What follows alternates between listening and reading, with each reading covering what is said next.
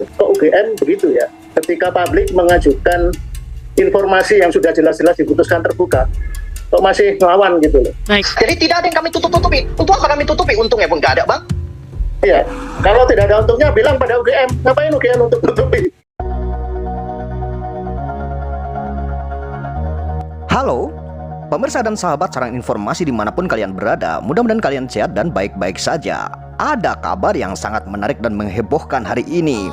Pendukung Jokowi dan UGM pun sudah mulai ketar-ketir, bahkan kita patut curiga dengan statement-statement yang dikeluarkan oleh pendukung Jokowi yang satu ini. Sebenarnya ada apa dengan lingkaran UGM dan Jokowi? Apa yang disembunyikan selama ini? Ini akan semakin terungkap dan akan semakin terkuak dengan adanya putusan PT UN.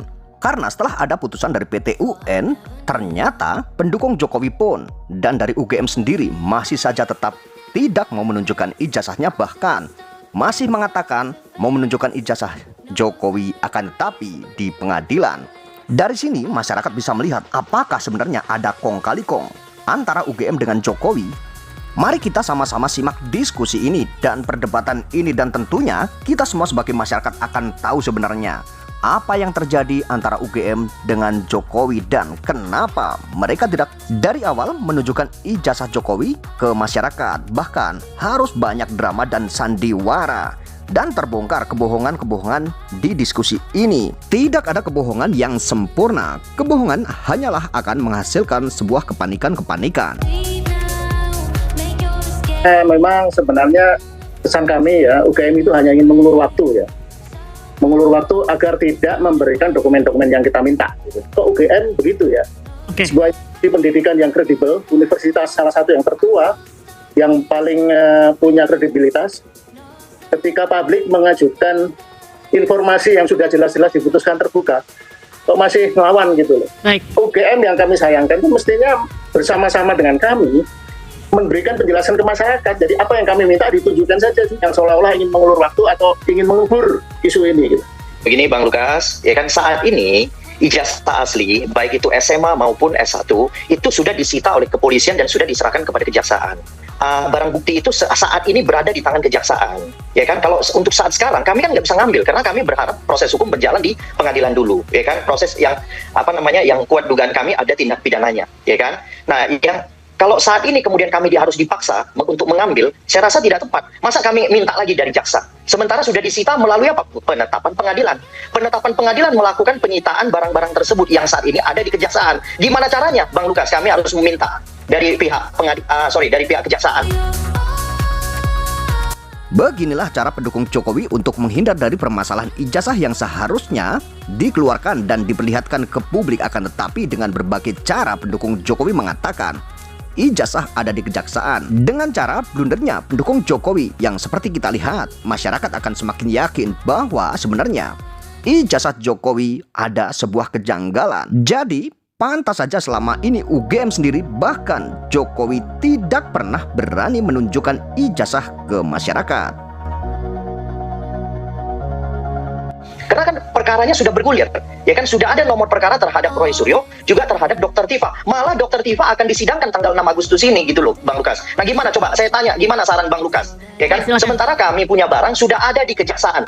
Seharusnya sebelum Jokowi melaporkan pencemaran nama baik, Jokowi melakukan apa yang saya sampaikan tadi, dua hal itu tadi, menunjukkan ke publik dan membentuk tim, membuka untuk dibentuk tim independen, serta menunjukkan juga dokumen-dokumen terkait.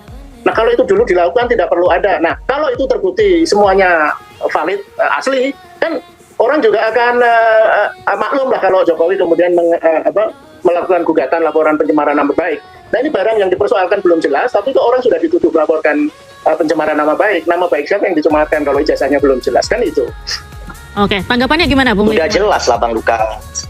Bang Lukas, UGM sudah nyatakan itu produk mereka. Ada silsilah Pak Jokowi berkuliah di UGM, ya. Kemudian ada teman-temannya, kan Bapak lihat ada 16 orang yang sudah datang ke rumahnya, yang bahwa Pak Jokowi nyampaikan, mohon maaf ya, agak kemungkinan ini agak merepotkan karena akan disidangkan.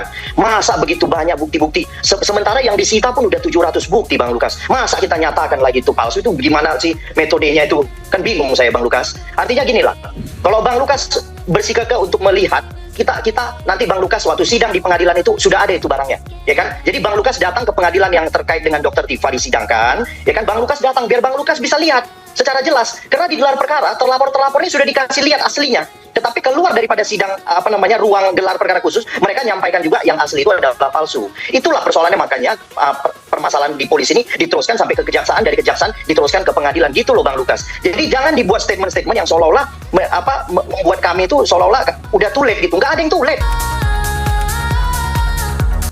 Dari sini kita sudah bisa melihat perdebatan-perdebatan ini bahwa lecumanan pendukung Jokowi ini sebenarnya sangat kepanikan dan tidak pada substansinya pada perdebatan dan apa yang dibicarakan atau apa yang ditanyakan oleh Lukas Luarso.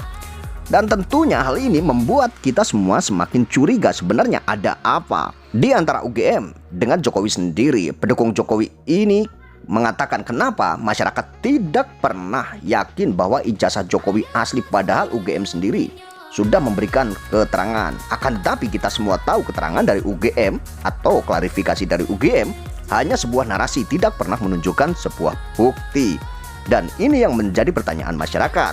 Kenapa Jokowi pun tidak pernah memberikan keyakinan kepada masyarakat bahwa ijazah Jokowi asli? Harusnya bukan hanya narasi, akan tetapi harus berdasarkan bukti. Pendukung Jokowi ini juga mengatakan bahwa Kurnia katanya pernah melihat ijazah Jokowi dan ini adalah merupakan suatu kebohongan. Kurnia datang ke Solo bersama beberapa kawan-kawannya dari TPU pun tidak pernah melihat dan tidak pernah ditunjukkan ijazah Jokowi tersebut. Ini adalah merupakan suatu kebohongan dari pihak Jokowi atau pendukung Jokowi sendiri di perdebatan ini.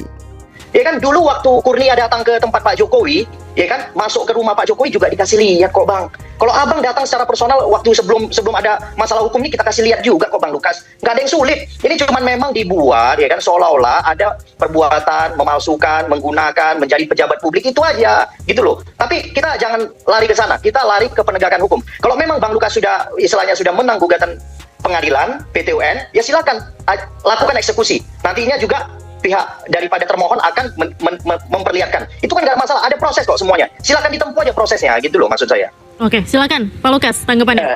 Yang Anda sampaikan itu, argumentasi Anda itu, Anda harus bisa membedakan antara testimoni dan bukti ya. Yang disampaikan UGM, kemudian supposedly kawan-kawan Jokowi itu testimoni. Nah, dalam urusan dokumen itu tidak bisa hanya testimoni. Kalau kita pakai analogi yang sering dipakai pendukung Jokowi, nah kalau kalau Bank Indonesia sudah menyatakan misalnya uang palsu itu asli, ya selesaikan. Bisa saja oknum Bank Indonesia itu juga terlibat dalam proses itu. Jadi harus ada bukti, sekali lagi bukan hanya testimoni. Yang dilakukan UGM, bahkan ketika sudah kita gugat ke KPI itu hanya selalu memberikan testimoni. 2 kali Rektor UGM memberikan press conference, itu testimoni, tidak menunjukkan apapun. Sejauh yang kita tahu, hingga saat ini UGM tidak pernah mengatakan ijazah Jokowi asli. Akan tetapi, UGM menyatakan melalui Rektor Ova Emilia bahwa ijazah sudah diserahkan ke Joko Widodo. Jadi, mengenai ijazah yang beredar di media sosial yang diupload oleh Dian Sandi asli atau palsu, itu bukan merupakan suatu tanggung jawab UGM lagi, dan itu merupakan tanggung jawab Joko Widodo sendiri. Itu adalah statement dari UGM. Akan tetapi Termul atau pendukung Jokowi ini selalu membangun narasi bahwa UGM mengatakan ijazah Jokowi asli. Jadi masyarakat itu konyol jika tidak mempercayai apa yang dikatakan oleh UGM. Lalu pertanyaannya, ijazah yang sudah diserahkan ke Joko Widodo oleh UGM, jika Joko Widodo ternyata ijazahnya hilang lalu dicetak ulang di pasar pramuka, apakah UGM akan mengatakan bahwa ijazah tersebut asli? Tentunya tidak. Masyarakat pun akan menilai pernyataan dari UGM dari pernyataan dari pendukung Jokowi sendiri. Sebenarnya siapa yang benar dan siapa yang harus dipercaya? Tentunya kita bisa percaya saja dengan UGM, akan tetapi kita tidak percaya dengan apa yang diucapkan oleh pendukung Jokowi. Kita bisa saja percaya bahwa Jokowi memang lulusan dari UGM. Lalu bagaimana jika Jokowi ijazahnya hilang lalu dicetak ulang dan dibuat lagi di pasar pramuka? Apakah kita akan mengatakan bahwa ijazah Jokowi asli? Kembali saya bilang tulis itu, atau bisa begini juga, walaupun persidangan pencemaran nama baik ini sudah berjalan, Jokowi bisa kok mencabut dulu maksimal dan meminta bukti ijazah dan dokumen-dokumen lain. Nah kemudian dia menunjukkan dokumen-dokumen itu dan disertai tim independen, itu barangkali bisa juga. Jadi tidak ada sesuatu yang sulit dalam arti begini, ini harus menunggu 2 tahun. Dan akhirnya UGM juga mengulur waktu, toh kalah juga gitu loh. Karena saya kira ini yang ditentang UGM itu bukan masalah asli palsu dokumen, tapi masalah sikap ya, keterbukaan informasinya itu loh. Okay. Kita menggunakan keterbukaan informasi itu karena memang kita 32 tahun di era Orde Baru itu kan tertutup, negara otoriter. Nah masa semangat reformasi itu masih coba ditutupi gitu loh. Kenapa nggak dibuka saja? Apa salahnya kalau asli nggak ada yang perlu dipersoalkan kan kalau asli. Makanya kan dalam sidang nantinya di pengadilan itu akan ditunjukkan seluruh alat bukti, ya kan, masa kuliah, pembayaran SPP dan lain-lain itu sudah disita. Makanya pihak UGM tidak bisa memperlihatkan. Karena kenapa? Sudah disita oleh kepolisian. Makanya perkara ini harus digulirkan dulu di pengadilan. Nanti pengadilan akan menunjukkan secara publik. Karena pengadilan ini terbuka untuk umum, bukan tertutup ya. Ini pengadilan terbuka untuk umum. Makanya Bang Lukas ke sana nanti. Tanggal 6 datang, lihat, dengarkan yang namanya dakwaan daripada jaksa penuntut umum. Kemudian ikuti, Pak Jokowi kan akan diperiksa di sidang tuntutan pidana itu, ya kan, pelaporan pidananya beliau. Nah, otomatis nanti seluruh alat bukti itu akan diperlihatkan. Bang Lukas datang ke sana, lihat nanti, karena ini terbuka, kali ini terbuka untuk umum, ya. Jadi tidak ada yang kami tutup-tutupi. Untuk apa kami tutupi? Untungnya pun nggak ada, Bang. Iya, kalau tidak ada untungnya bilang pada UGM, ngapain UGM untuk tutupi? Sebenarnya kami simpel saja. Tapi gini ya, saya ingin menegaskan sekali lagi, sidang yang sekarang berlangsung mengadili Dr. Tifa dan Roy Suryo itu bukan sidang soal keaslian atau kepalsuan ijazah. Itu sidang pencemaran nama baik. Sidang itu tidak valid sebenarnya untuk menguji keaslian atau kepalsuan dokumen. Karena bukti-bukti yang disita kepolisian itu kebanyakan kan bukti-bukti soal pencemaran nama baiknya. Kebetulan saya sudah membaca BAP-nya Pak Jokowi ya. Dan pertanyaan polisi pada Pak Jokowi itu soal siaran-siaran YouTube, TV dan sebagainya yang menyangkut bagaimana proses pencemaran nama baik itu terjadi. Tapi tidak pernah ada penelitian soal dokumen-dokumen ijazah dan dokumen-dokumen menyertainya. Makanya harus dipisahkan ya. Penelitian dokumen itu harus melalui pendekatan sains, bukan pendekatan hukum. Pendekatan sains adalah tim ahli yang menguasai forensik dokumen, itu ditunjuk baik oleh pengadilan atau oleh tim independen kepolisian ya. Nah, mereka yang meneliti dulu. Nah, hasil penelitian itulah yang dipresentasikan di pengadilan. Baik. Sementara dalam pencemaran nama baik, kemudian belum sudah menunjukkan asli ini ijazahnya, ya repot karena tidak ada mekanisme untuk menguji itu. Satu-satunya yang menguji kan polisi. Tapi kan kita tahu situasi Indonesia 10 tahun terakhir ini, polisi itu memihak siapa? Makanya ada olok-olok di kalangan masyarakat, ada parcok gitu kan. Jadi ya diduga tidak independen juga. Yang jelas, instrumen-instrumen yang Abang sebutkan itu sudah disita oleh pihak kepolisian, sudah diserahkan kepada kejaksaan dalam rangka nanti sidang. Bang Lukas datang aja. Ya kan, datang lihat dulu dokumennya, kemudian dicatat yang mana yang kurang nanti Bapak sampaikan setelah sidang ini, perkara ini selesai, kita tunjukkanlah sama Bang, gitu aja. Ya kan, puas nggak kira-kira jawaban saya kayak begitu? Ya, terus terang saya nggak terlalu penting ya urusan sidang. Gimana ini sekarang nggak terlalu penting, tadinya untuk masyarakat. Gimana sih Bang? Nggak konsisten, apa ini nggak konsisten? Aduh, janganlah kalau kayak gitu. Jangan membuat acara jadi bias gitu loh, janganlah. Aduh. Jangan Bang Lukas, Anda itu jadi membuat informasi menjadi bias, Bang Terima Lukas. kasih Bapak-bapak Pala Cumanan. Memang, jika kita melihat apa yang dilakukan oleh Jokowi ini bukan mencari sebuah kebenaran atau mencari sebuah keadilan. Jokowi mengatakan bahwa ia difitnah, ia dicemarkan nama baiknya, bahkan ijazahnya dituduh palsu, direndahkan serendah-rendahnya. Harusnya yang dilakukan oleh Jokowi melakukan pendekatan bukan melalui pendekatan hukum, akan tetapi pendekatan pembuktian ijazah asli atau palsu, karena yang dituduh oleh Roy Suryo dan kawan-kawan adalah ijazah Jokowi mengenai tentang asli dan palsunya ijazah Jokowi.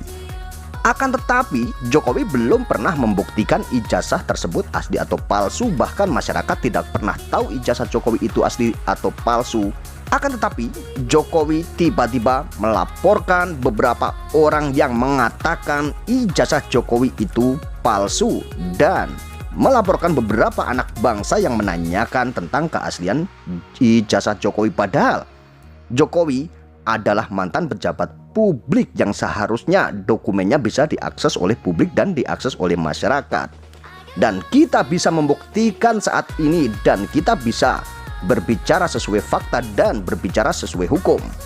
PT UN pun telah menolak gugatan dari UGM dan beberapa gugatan-gugatan lainnya, dan dari KIP pun sudah mengatakan bahwa ijazah Jokowi bisa diakses oleh publik dan bisa diakses oleh masyarakat. Bahkan PT UN pun sudah menguatkan putusan dari KIP. Akan tetapi dari pihak Jokowi sendiri tidak pernah menunjukkan ijazahnya. Bahkan dulu pernah mengatakan bahwa ijazah bukan milik badan publik dan ada undang-undangnya yang mengatur bahwa ijazah Jokowi bukan dan tidak bisa diakses oleh publik dan tidak bisa diakses oleh masyarakat. Ternyata melalui sidang atau melalui gugatan-gugatan, beberapa gugatan, ijazah Jokowi dinyatakan bisa diakses oleh masyarakat dan bisa diakses oleh publik. Dan itu bukan hanya narasi, akan tetapi sudah ada beberapa lembaga yang mempunyai kekuatan hukum tetap telah menyatakan hal tersebut. Lalu bagaimana menurut pendapat kalian semua? Silahkan tuliskan komentarnya di kolom komentar video saya ini yang sudah saya sediakan. Terima kasih yang sudah menonton video ini sampai selesai.